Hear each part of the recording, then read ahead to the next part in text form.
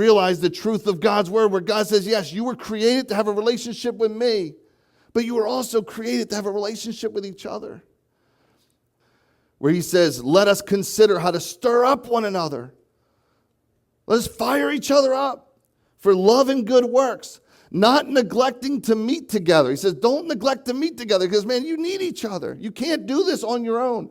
Our culture is feeding us this lie that says, no, you're good. You're good on your own. You don't need anybody else. God says, no, you need each other. You need me and you need each other. He says, let us consider how to stir up one another to love and good works. He says, not neglecting to meet together, as is the habit of some, but encouraging one another, and all the more as you see the day drawing near.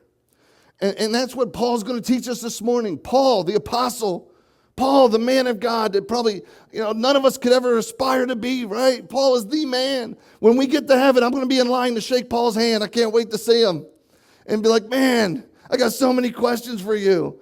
I mean, Paul was probably the greatest missionary that ever lived.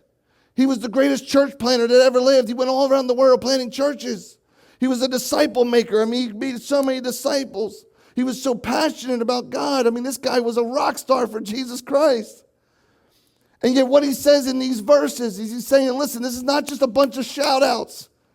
He's like, I want the church in Colossae and I want the church in Mays Landing to know that Paul, the man that we all look up to, he goes, I couldn't do it on my own.